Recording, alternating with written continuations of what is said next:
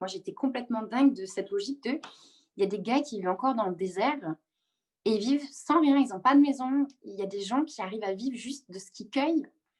Il y a des tribus, elles arrivent juste à cueillir ce qu'il faut pour que l'équilibre soit maintenu et j'étais très, très, très fascinée par ça, par cet équilibre parfait qui se maintient. J'ai fait Sciences Po à Toulouse.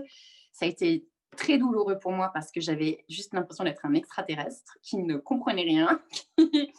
Parce que faire de la sociologie, de l'anthropologie politique, à un moment donné, t'es là. Tu sais même plus ce que tu analyses. Tu sais pas si tu es en train d'analyser le fait que tu analyses ou si tu deviens complètement dingo. Et par contre, je suis incroyablement.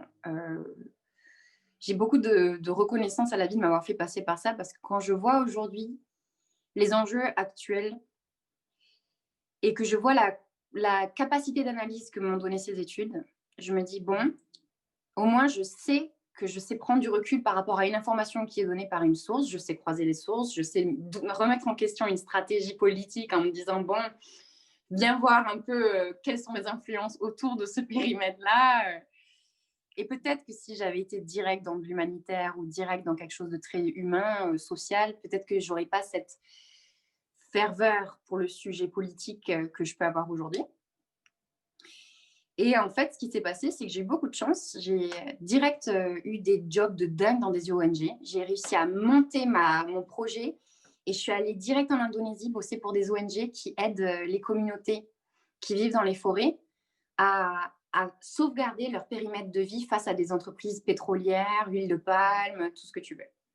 Un jour, on prend un café à Paris et je me fais Beata, c'est quoi le délire là avec l'avidité spirituelle là tu veux pas vivre en fait, c'est ça? Tu veux juste monter au paradis? Tu veux juste être ton âme? T'es là, prends plaisir, bois ton café, vois des mecs. Et moi j'étais là, oh, je sais pas, je suis mal à l'aise, tu sais, on a le droit d'être aussi dans cette. Et en fait, j'adore le fait que tu dises exactement ce bel équilibre entre ta lignée horizontale et verticale. Mon père l'a résumé il y a quelques jours, on avait cette discussion, et il me fait bah, tu es divin et tu sors les poubelles. Voilà. Tu vois, les gens que j'accompagne en coaching, il y a des moments où ils se tapent des hallucinations, ils me disent oh, mais je suis la vie. Et moi, je suis là, oui, tu es la vie. Et c'est ça, en fait, la méditation, pour moi, c'est se dégager un peu des interférences et tu le fais par le moyen que tu veux. Ça peut être le silence, ça peut être, tu peux même danser, tu peux secouer, tu peux respirer, mais calmer les interférences habituelles pour arriver à un état dans lequel tu vas sentir la quintessence de ta nature, qui est pour moi ce souffle de vie que tu peux appeler l'âme, tu peux l'appeler la vie, tu peux l'appeler l'univers.